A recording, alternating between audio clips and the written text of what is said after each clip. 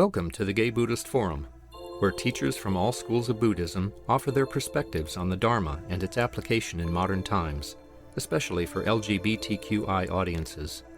These talks are offered freely to the world and made possible by appreciative listeners. If you would like to support our efforts to share the Dharma with underserved audiences, please visit gaybuddhist.org. There you can donate, find a list of upcoming speakers, or enjoy many hundreds of these recorded talks dating back to 1996. It is customary before we begin to go around the room and say our names so that we can sense your presence. Take a little breath between, maybe, to let us absorb who you are. I'm Len. My name is Rich. My name is Joe. My name is Lee. My name is Mark. I'm Baruch. I'm Patrick. My name is Harley. My name is Philip. My name is Adam. My name is Michael. My name is Prasada. My name is Marcus. My name is Howard. It's good to be home. Dennis. My name is David. My name is David. My name is Mark. Ben. Mark. Peter. I'm Shantan. My name is Ray. Lorna. Mike. I'm Tom. My name is Roy. Kevin. Jay. My name is Joe. I'm Marco. My name is Richard. My name is Jerry. Jeff. Val. Jeffrey. Michael. I want to remind everyone Marcus is new today. Is there anyone else that's new today? Yes. Val. Welcome. Please make them feel welcome during this time, as well as Howard, who's Today's speaker is David Lewis. He is presenting part 2 of his 3-part series on the 3 aspects of Buddhism: impermanence, unsatisfactoriness, and no self. I take it today is unsatisfactoriness. David has been following the Dharma path for over 40 years and has a degree in comparative religious studies. He attended his first retreat in the Tibetan Shambhala tradition at the age of 17 and has been practicing Vipassana meditation since moving to San Francisco 25 years ago. For the past 5 years, he has been practicing intensively. He is a member of the Mission Dharma Sangha, where he teaches an introduction to insight meditation class. He is a longtime member of this Sangha and also leads a weekly sitting group for seniors every Friday morning. He's a graduate of Spirit Rock Meditation Center's dedicated practitioners program and has been on the teaching team for Spirit Rock retreats. Welcome back, David. Thank you. So, for those of you that might not have been here a month ago, when I last spoke, as Len said, I'm doing a series of 3 talks on the 3 characteristics of existence from the Buddhist perspective, or another way of putting that is the Buddhist view of reality. And those 3 characteristics, to do a little recap, are, and I'm going to use some Pali words. Pali is the language of Buddha's time, or similar to the language of Buddha's time. This is kind of a little bit more of an educational bent than I usually give in Dharma talks. The 3 characteristics of existence, of our everyday existence, we pay attention to our direct experience, are anicca, which is impermanence. That's what I talked about last month. Dukkha, which is unsatisfactoriness. That's what I'm talking about today.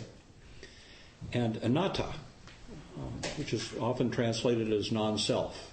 I'll be talking about that in a month. But the way I try to describe these 3 characteristics is they're all really the same thing. 3 aspects of the same thing. They're 3 ways of looking at the same, three different facets of the same crystal. Think of it as a crystal. It's the nature of reality.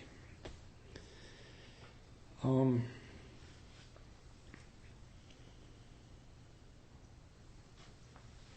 there's three different ways that the Buddha talked about that we learn about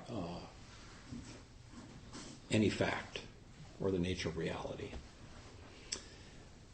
One is by listening to teachers and reading Dharma talks and studying the Dharma and gathering information. And that's our most common way of learning in the West. That's the way we gather information. That's how we've all been conditioned to learn, is to listen to teachers or read books and then think about it and make our own decisions.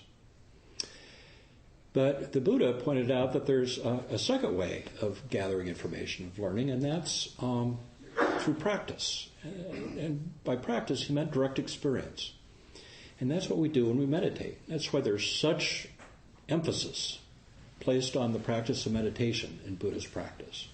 Because the Buddha said there's only so much you can get from listening to a teacher, reading a book, hearing teachings. If you really want to integrate and get in touch with the nature of reality, we do it not by gathering information, but by letting go of our concepts and our assumptions about things and paying attention to our direct experience. Easiest way to do that is through the practice of meditation. So that's the second way of learning. Third way of learning is when after we listen to information and after we practice, we integrate it into our beings. It becomes part of ourselves. So if you're only learning something, no matter what it is, through the first level, through kind of study and listening, talks like this get pretty boring pretty fast, because we Buddhists tend to talk about the same thing over and over again. Very often it's dukkha, what I'm talking about today. So if you find yourself kind of rolling your eyes, think about practicing with it for a while, instead of just listening to these talks. I've found in my long practice of meditation that I'm constantly getting these things on a different level, which is why I can hear the same talk over and over again, and the talk doesn't change, but I've changed. I've gotten it on a different level. We have a lot of resistance to the three characteristics because of our conditioning. In our culture especially, we tend to chase happiness and think that that's going to be, that's the solution to having a good life, is to maximize happiness and avoid unhappiness. Which means things like impermanence and unsatisfactoriness, and God forbid, the sense that I don't have, myself is not what I think it is, are by all means to be avoided.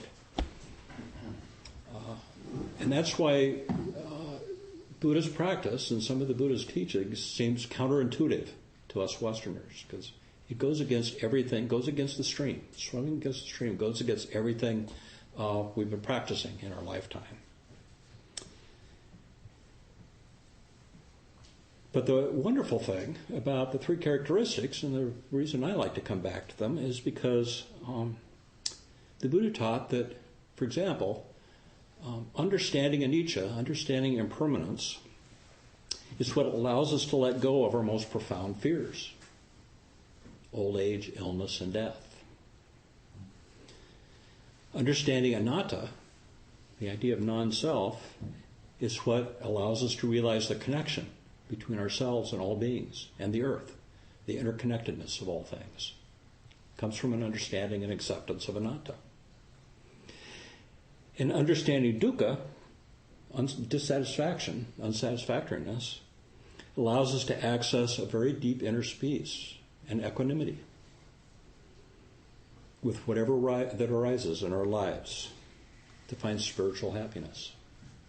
So the Buddha taught that the way to happiness, the way to ending suffering, is through understanding these things that make us uncomfortable.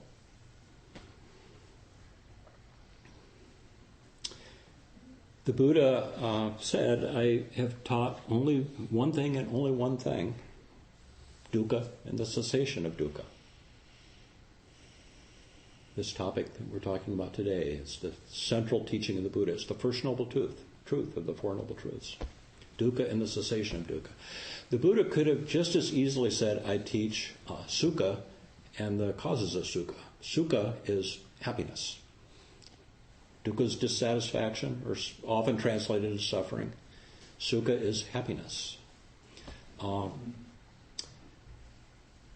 The reason the Buddha didn't put I'm speculating, the reason the Buddha didn't put so much emphasis on happiness as suffering is because, as I said before, we're just naturally drawn to happiness. We'd rather think about happiness. We'd rather chase happiness.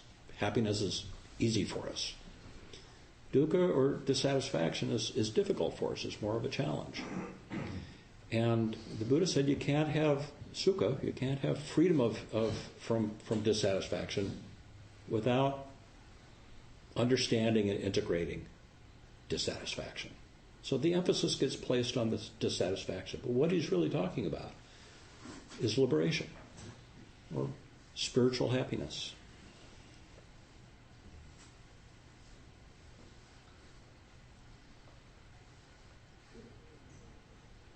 David Loy, a contemporary Buddhist author, calls dukkha our inability to enjoy life. So very often in talks and books, dukkha, the first noble truth, gets defined as suffering. I don't particularly like that word because it carries a lot of baggage. Suffering seems like a big, heavy thing. And maybe we don't feel like we have any suffering in our life right now. Other definitions are dissatisfaction, frustration, stress. Think of dukkha as stress. Disharmony, boredom, simply boredom. Anxiety, remorse, instability. It has a physical aspect. Dukkha can be pain in the body, or old age, death, and illness, things we cannot avoid. Or if one is born to age and become ill and eventually to die. Dukkha is a mental experience, psychological experience, sorrow, dissatisfaction, anxiety, depression are kind of big aspects of dukkha. Dukkha is also an emotional experience. It's unhappiness. It's boredom. So the opposite of dukkha is not necessarily sukha or happiness, unless you're thinking of spiritual happiness. The opposite of dukkha is equanimity, being able to be with whatever happens. The reason we don't talk about the opposite of dukkha as being sukha or happiness is because there's various different kinds of happiness that the Buddha talked about. And in the West, we tend to think there's only one kind of happiness, and that's the happiness that we get that comes from getting what we want. That's a fleeting happiness. It's usually temporary. We get what we want, and then we want something else. We get what we want, and that stops being what we want. It's a temporary thing. So from a Buddhist perspective, there's mundane sukha and supermundane sukha. And supermundane sukha, or happiness, is spiritual happiness. It's equanimity, being comfortable with whatever arises, including some things that make us uncomfortable.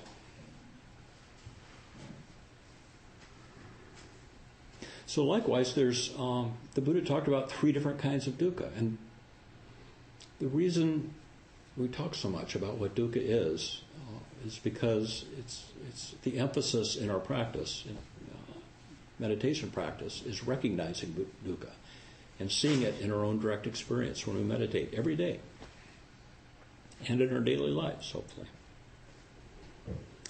First type of dukkha is kind of the obvious physical and mental suffering associated with birth, growing old, and dying.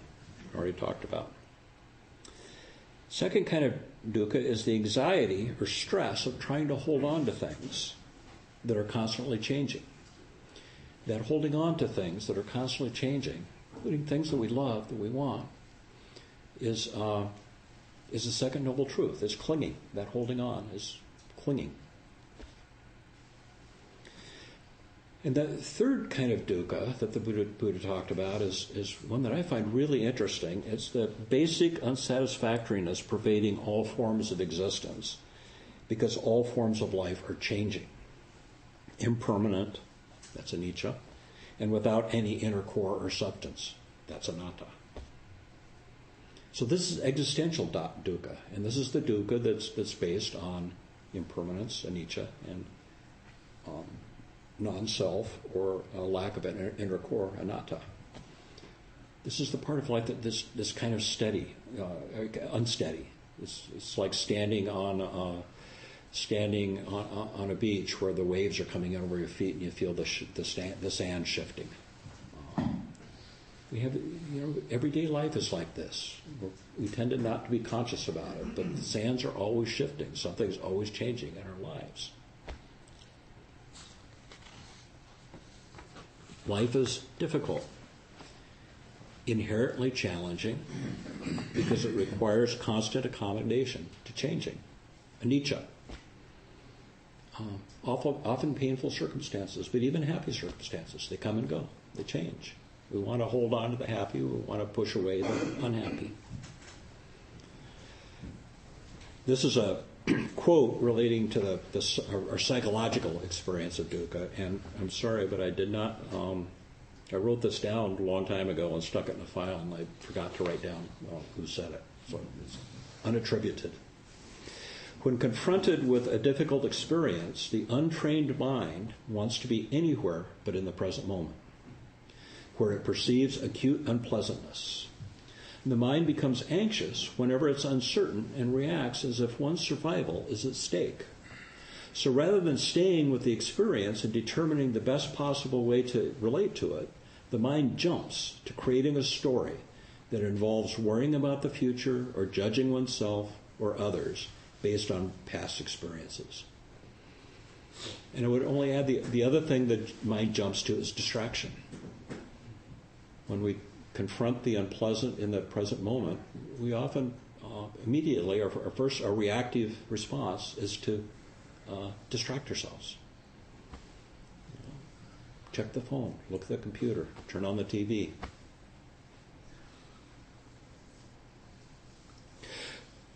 Suffering is the insatiable need to have things be other than they are. The definition of dukkha can be as simple as that, as wanting things to be other than they are. If you notice in your practice, in your meditation practice, or even just paying attention to your mind in everyday life, you might notice that the vast majority of your thoughts are about the past or the future. I would stick out my neck and say that any time that we're not in the present moment, we're dealing with dukkha. Past is often about dwelling in the past, thinking about the past, even just quietly reflecting on the past is often about regret, grief, loss of happier times, loss of friends, loved ones. Reflecting on the future, even maybe in your meditation this morning, maybe something bubbled up about what you're going to do after Sangha or this afternoon. Reflecting on the future is often about worry, planning, wanting, or not wanting something to happen. There's another quote. See if you can guess who said this. If you don't get what you want, you suffer. If you get what you want, you suffer. Even if you get exactly what you want, you suffer because you can't hold on to it forever. Your mind is your predicament. It wants to be free of change, free of pain, free of the obligations of life and death. But change is the law, and no amount of pretending will alter that reality. Anyone want to guess who said that? Mick Jagger. Close. Good guess. Socrates. The founder of Western philosophy was a contemporary of the Buddha's. He lived at the same time as the Buddha. Doesn't that sound exactly like it to come right out of the mouth of the Buddha? And he's talking about dukkha, and he's talking about anicca. Can you read it again? If you don't get what you want, you suffer. If you get what you want, you suffer. Even if you get exactly what you want, you suffer because you can't hold on to it forever. Your mind is your predicament. It wants to be free of change, free of pain, free of the obligations of life and death. But change is the law, and no amount of pretending will alter that reality.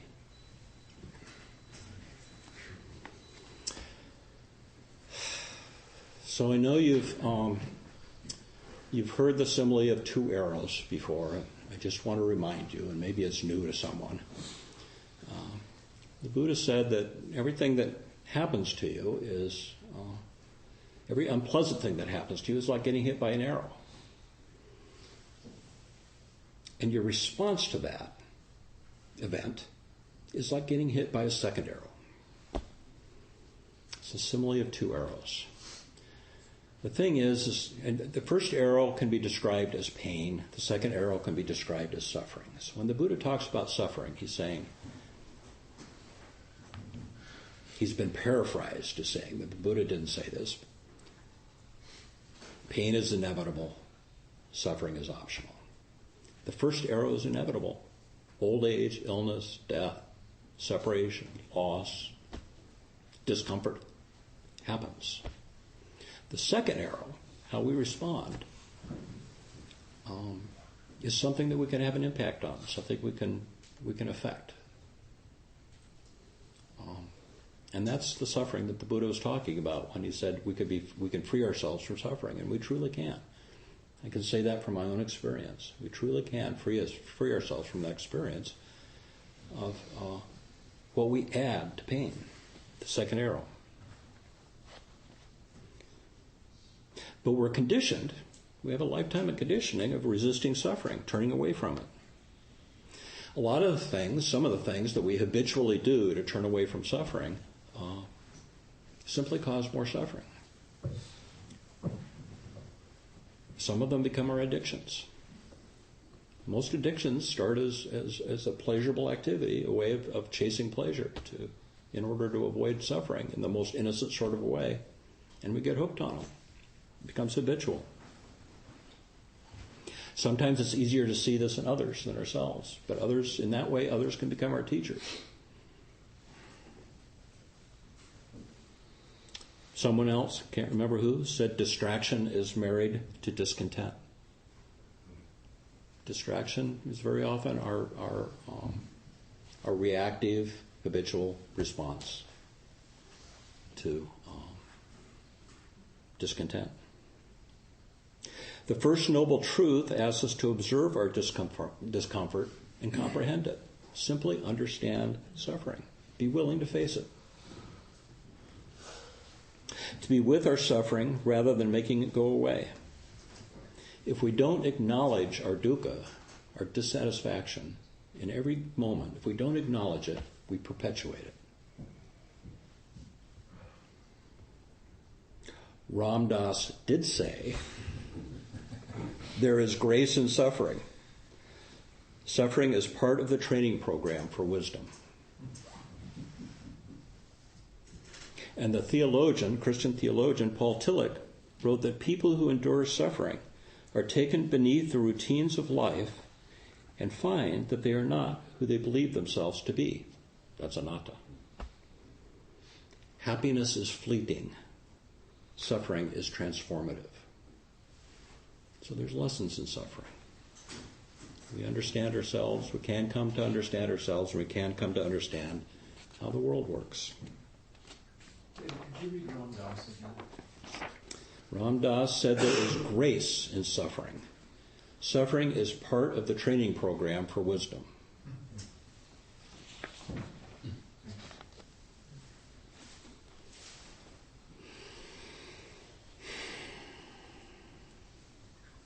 So freedom from suffering is possible because peace and happiness do not depend on what's going on in our lives, but how we respond to what's going on. It's not shit happens, it's I make shit happen.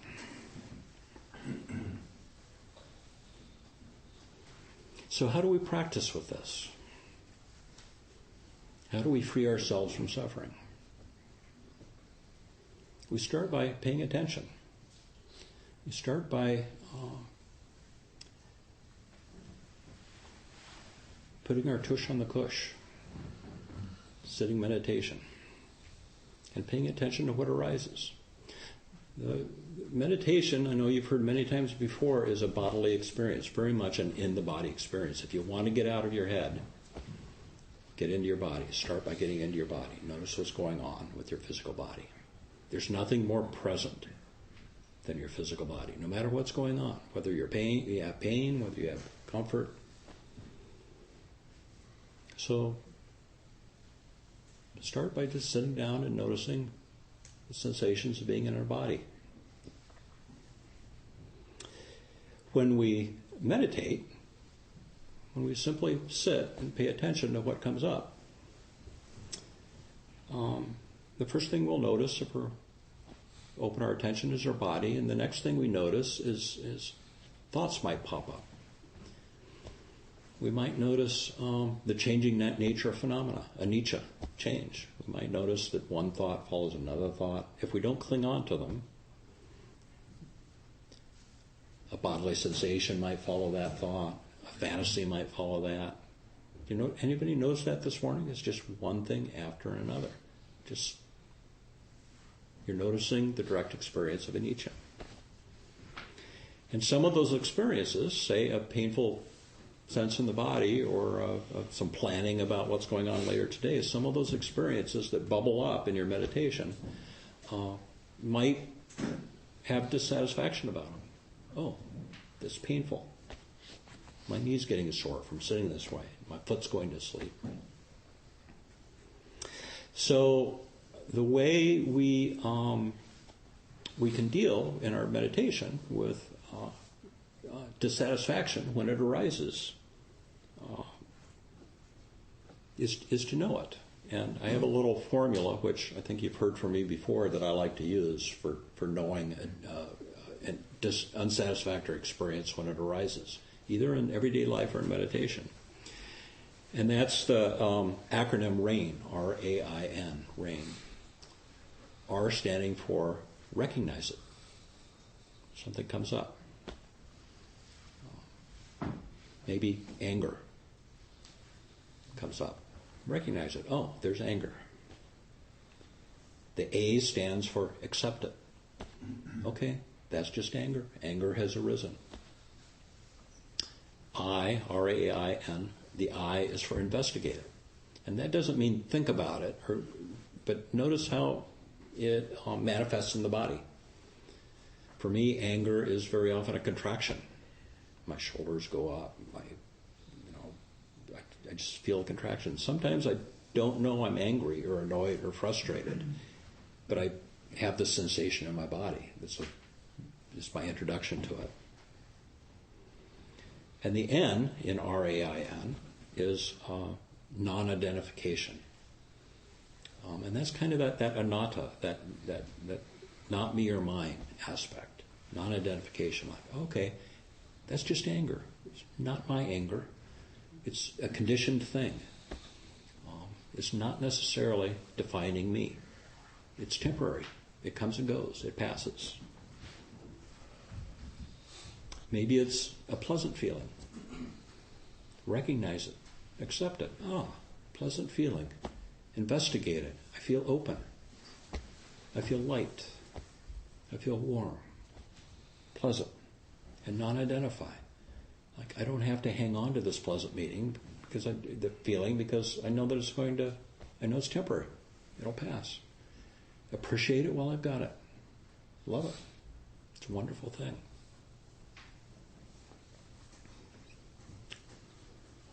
So, letting go is an important part of this whole process, whether it's unpleasant or pleasant arising in your experience when you're meditating or in everyday life. The practice of letting go is a very Buddhist thing to do, and kind of against most of our training and our conditioning. So it takes practice. Letting go or letting be, letting our experience be whatever it is, takes some practice. That's why we call it practice, meditation practice. I recommend it. The more you do it, the more, the easier it gets. Mindfulness feeds mindfulness. So if you simply pay attention, you can see how you're suffering, how you are suffering unnecessarily. A good deal of your suffering is unnecessary. It's not about what happens to you in life. It's about how you respond to it. Integrating that wisdom takes some practice too. You ever notice that when we say to each other, how are you, what's going on, we automatically have this little story, and it has to do with what's going on in our life. This happened, that happened.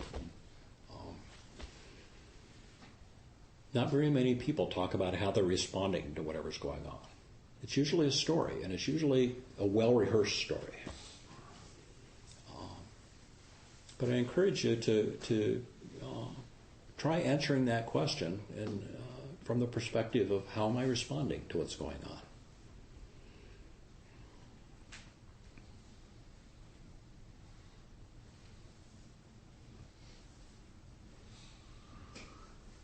Sometimes simply the awareness of dukkha, awareness of our discomfort, awareness of our shining the light of awareness on our created response to what's going on is all that it takes to dissolve it.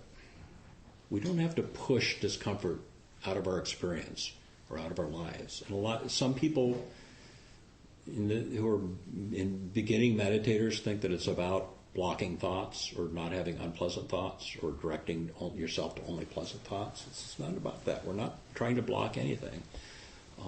We're simply letting everything be without judgment, without preference, allowing the pleasant to arise, allowing the unpleasant to arise, and acknowledging it. And if we can acknowledge the unpleasant as simply the unpleasant without attachment, very often it just dissolves. It's the beautiful thing about meditation for those of you that practice regularly. So, recognizing, accepting, investigating, and non-identifying is one way to deal with our dukkha, with our dissatisfaction as it arises. But there's another strategy that I wouldn't say it's either or, but it's a beautiful thing to do together, and that's gratitude. Gratitude practice. And if the investigating thing seems like it's too complicated, just try gratitude for a while. Being grateful for whatever arises. Sometimes that's against our nature too.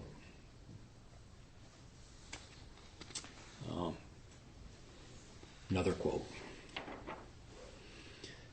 I am grateful for what I am and what I have. My thanksgiving is perpetual. It is surprising how contented one can be with nothing definite. Only a sense of existence. My breath is sweet to me. Oh, how I laugh when I think of my vague, indefinite riches. No run on my bank can drain it, for my wealth is not possession, but enjoyment. That's Henry David Thoreau. Want to hear that one again? I am grateful for what I am and what I have. My thanksgiving is perpetual. It is surprising how contented one can be with nothing definite, only a sense of existence. My breath is sweet to me. Oh, how I laugh when I think of my vague, indefinite riches. No run on my bank can drain it, for my wealth is not possession, but enjoyment. I particularly love, as a meditator, that line, my breath is sweet to me. Because there's those of you that have used breath as your anchor in meditation to bring you back from wherever you've wandered off to. The breath becomes a very sweet refuge. It's like your best friend in meditation. It can be. It seems true of your body. Your breath is actually just an aspect of your body.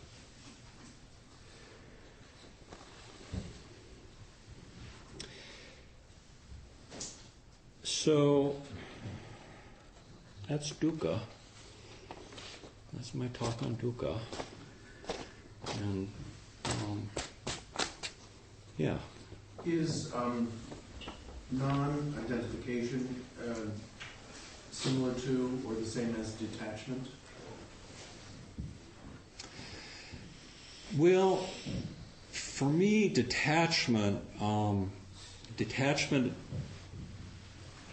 I shy away from, is because that's kind of that's more of a Western concept of I'm not going to have anything to do with that. This is my association. Whereas non-identification is, okay, this is coming up for me. Anger's coming up, and I recognize that anger coming up in me is part of my conditioning.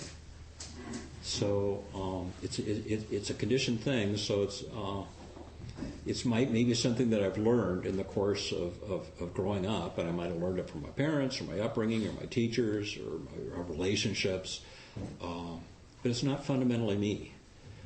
But I can still claim anger as being there. Anger has arisen. I'm just saying it's not mine. Detachment, sometimes Buddhism gets criticized as being a kind of a detached, detaching ourselves from our experience, and I don't think that's the case. It's like laying claim to our experience without personalizing it. Does that make sense to you? So, first of all, thank you for that very profound and enlightening talk, which was helpful.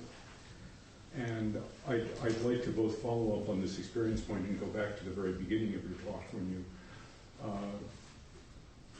talked about listening to lectures versus experiencing.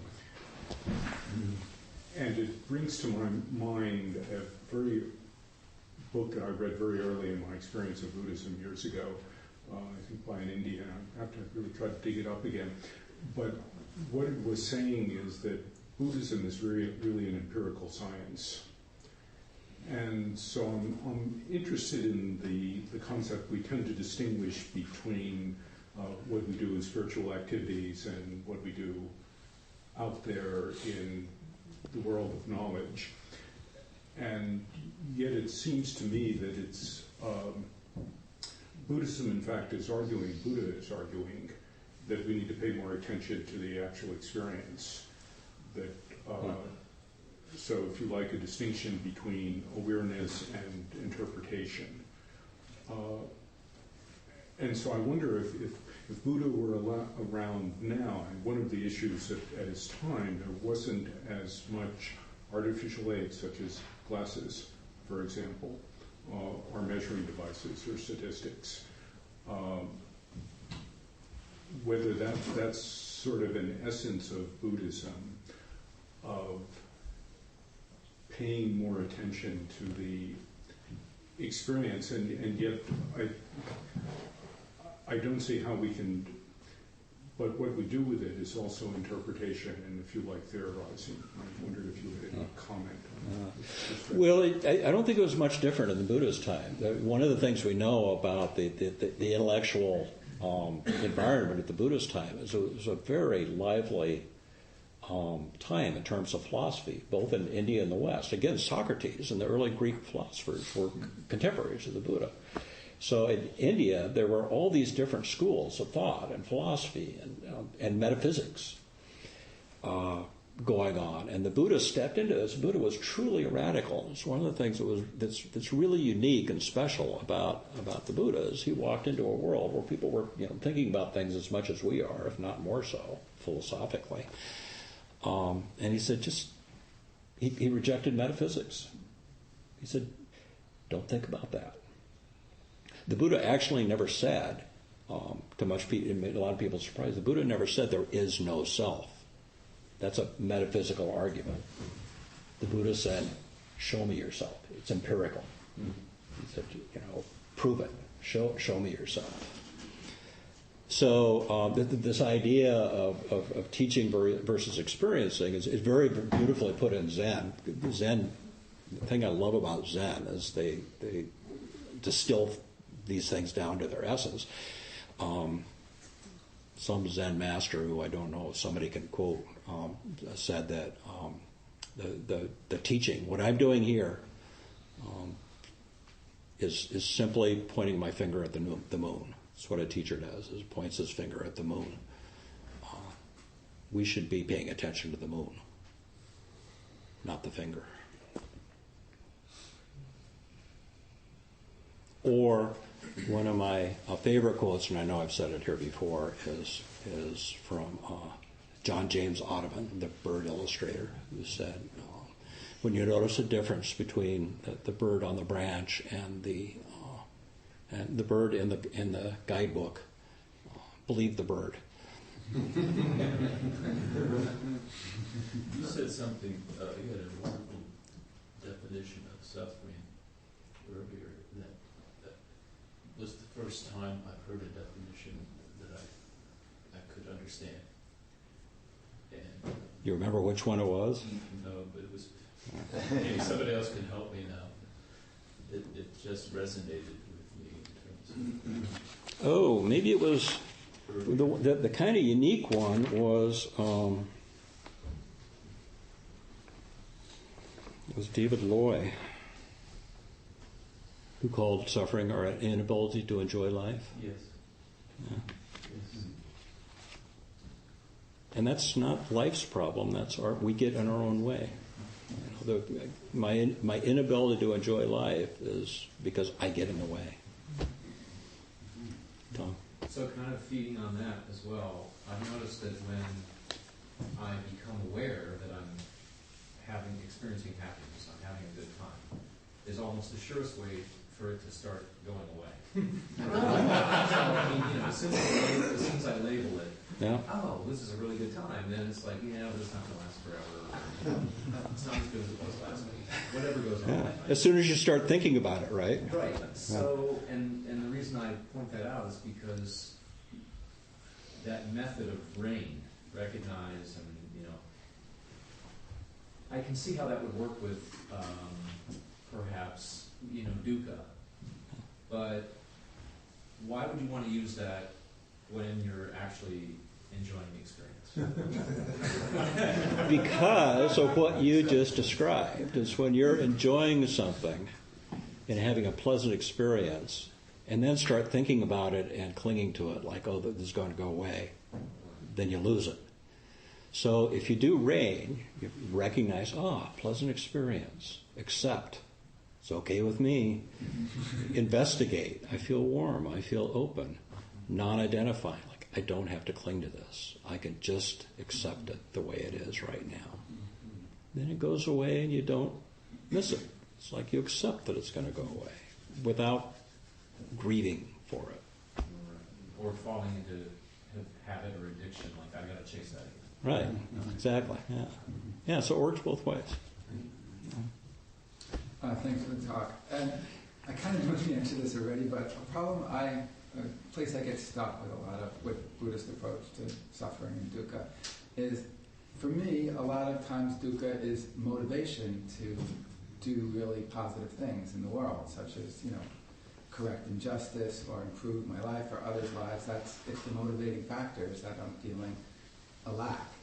And so, I sometimes wonder, if I was just equanimous all the time, I would just be sitting around and doing absolutely nothing. Which is but there are things that I can do to improve my life, others' lives, the world. And finding the motivation for that isn't dukkha isn't always easy. Yeah, see, I wouldn't necessarily say your motivation is dukkha. I wouldn't define it as dukkha. I'd say it's a desire for skillful outcome. Right. So that's wanting things to be different, but it's wanting things to be is something that you can do. I mean, basically, what I'm sitting here recommending this morning is that we meditate, pay attention to our direct experience, accept things as they are. That's all doing something. I'm recommending we do something, but it's not coming out of. It's not necessarily arising out of dukkha. It's a desire for a more skillful outcome. There's other things. For instance, being a caregiver for someone that's sick or somebody we love, that sometimes we get burned out because we think, okay, I know what the right thing to do is, and I know what I'm supposed to do, and yet that's not necessarily what I want, and it's difficult, and that causes stress, and that's where we have burnout. That's when burnout comes from not recognizing our dukkha, but having all the right motivations. So it's a fine line what you're talking about. It's an interesting practice. Did you have your hand up? I did. Yeah. You had said before that anger is learned, and I'm having difficulty with that. It seems like anger is just one of the natural innate emotions that humans and maybe all sentient beings feel, or experience. So I was wondering if you could talk. Yeah, sure. Well, by learned, I mean conditioned. And most of our behavior is conditioned. So we can also say happiness is conditioned. So that's why some people get angry easier and more readily than other people. Anger usually takes an event, and then my response to that event. So what makes you angry might not be the same thing that makes me angry, because we have different conditioning. So anger is the second arrow? Anger is very often the second arrow. Yeah. You don't have to get angry at sometimes things that the Dalai Lama is a great example, because people famously have talked to him about the abuse of the Tibetans by the Chinese. And the Dalai Lama says, I refuse to get angry at the Chinese, because that just perpetuates the divisiveness and the suffering of that situation. So he can recognize the terrible things that the Chinese have done to the Tibetans, to his people, without getting angry about it. And that's something that's pretty foreign to our culture, but is inspiring to me.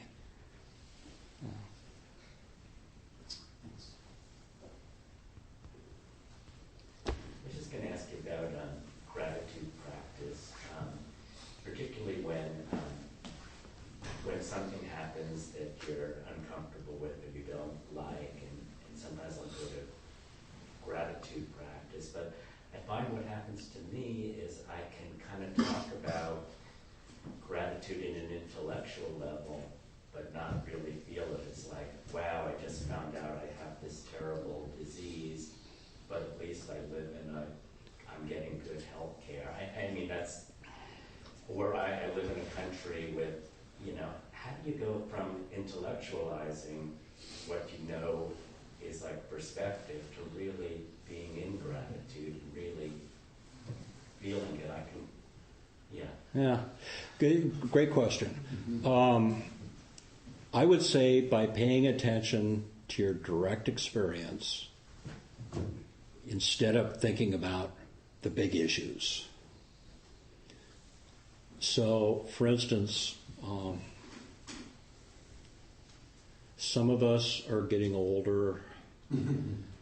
Some of us have medical conditions. Some of us have life-threatening diseases. Some of us have lost our partners and our loved ones and our families. Some of us have life issues right now that we can reflect on that causes suffering if we think about it. But if we take a moment let's just take a moment and get in touch with our direct experience. So without moving or getting comfortable or anything, just close your eyes, take a breath, and give your full attention to your breath. 2 or 3 breaths. And in this very moment, just right now, what's wrong? Reflect on that question. What's wrong in this moment? You can open your eyes. You know, if we get in touch with our direct experience, the stories go someplace else. You know, they go on a shelf. They're still there. But what's actually wrong right in this moment? For me, sitting this morning was a rather pleasant experience. But I can reflect on everything in my life that's, not so perfect. Does that help? Direct experience. Yeah. I mean, I guess like they talk about dropping the storyline, which is kind of like the second arrow, and putting yourself right in the present. There's less that feels wrong in the present than in your mind. Yeah, our stories get in the way. I'm finding that this discussion that I'm hearing for me is on this fine line between, I think you really have to feel the first arrow first before you can pay attention. And I think that's the experience. You talk about Dukkha being, you have to go into it in order to then have the transformation of it. I think you have to go into the anger, accept it as mine, before I can transform it into a paying attention mode. And what it's so. Absolutely. So I think it's really being with the first arrow before you create the second arrow. Because sometimes even you can escape to a spiritual perspective and actually deny the first arrow. Yeah. See, I wouldn't even say necessarily we have to transform it. Sometimes you just let it be. Right. Like, okay. I mean, it's being with that Anger first has arrow. arisen. Yeah. There's anger. Yeah. That's a great way to end. Dramatically. So, thank you all for your attention. Thank you, David. Before I forget, next week's speaker will be Jeffrey Schneider. Jeffrey Schneider is a priest at the San Francisco Zen Center, where he has lived, worked, and practiced since 1978. He is currently the coordinator of Zen Center's outreach programs and founded in 2000 the Buddhist recovery programs. Jeffrey has offered retreats and teachings in a variety of Northern California venues, as well as Texas, Missouri, South Carolina, and Virginia. Dana is the Pali word for generosity, and the Sangha thrives on the generosity of those here. It helps support the facilities, the programs such as speakers, the Market Street Youth Program, the outreach to newsletters to prisoners. So it's really helpful for the donation. We feel as a suggestion that $10 would be a very helpful to the supporting the Sangha. And there will be a host going around with the Dana Bowl afterward to collect that. Is there a host today? I'm your host. Great. You know the drill, guys. If you have tea, wash your cup, go around with the bowl. People meet at the door at the end of the social hour for lunch. Have I left anything out? Sign up. Sign-up sheet. I always leave that out. There's a sign-up sheet on the table. Newsletter list. Are there any other announcements? Yes, Michael. My name is Michael Murphy. I'm one of the coordinators of our annual fall retreat. And for those of you who like to plan ahead, it's about 5 months away. Third weekend in September, the 19th through the 21st, we'll be returning to Vajrapani Institute. It's a lovely Tibetan center in the Santa Cruz Mountains. And I'm happy to say David Lewis will be returning, and our theme this year will be karma. And I don't want to put you on the spot, David, but do you have any sort of soundbite around It's not what you think it is.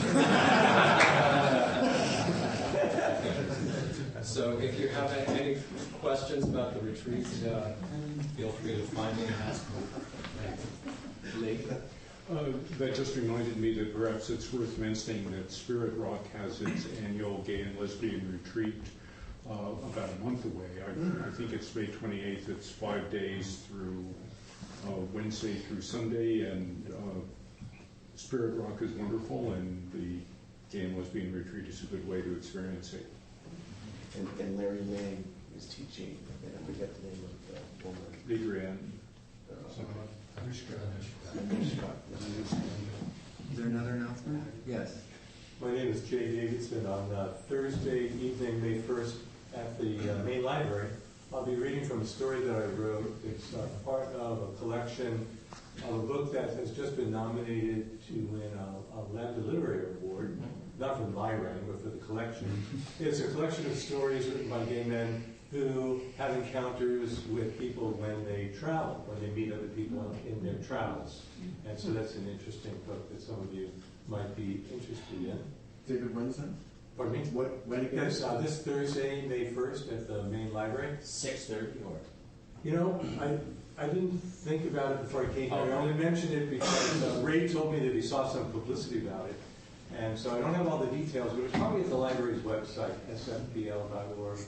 You can probably find the information. Howard. Yeah, just an opportunity to say it's really good to be home. Jeffrey and I left the Bay Area about 3 years ago. We relocated in a suburban town called Temecula on the gates of the Southern California wine country, so you're all welcome to come join us in sipping the local joyful fruits. And we started taking ballroom dance lessons together in San Diego, just about an hour north of San Diego. That's where we met our good friends that we brought this day, Val and Marcus, who's from the Netherlands. And life there has been gracious and kind, but truly miss San Francisco and this community, which was an anchor for me in so much of my life. And so you're with me in my heart and soul wherever we go. And it's good to be home. Please do welcome Marcus, Val, and Howard and Jeffrey back. Can we gather around now for our final dedication of merit?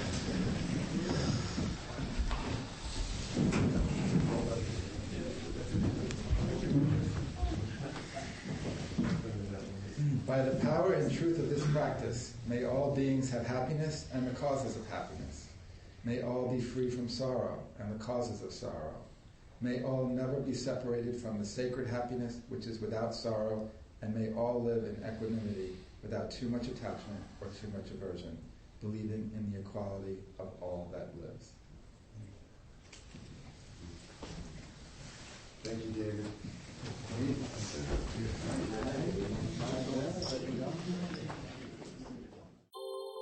Thank you for listening to the Gay Buddhist Forum. If you would like to hear several new talks per month and be notified of upcoming speakers so you can participate live, please subscribe to this podcast, like us on Facebook, and join our mailing list by visiting gaybuddhist.org.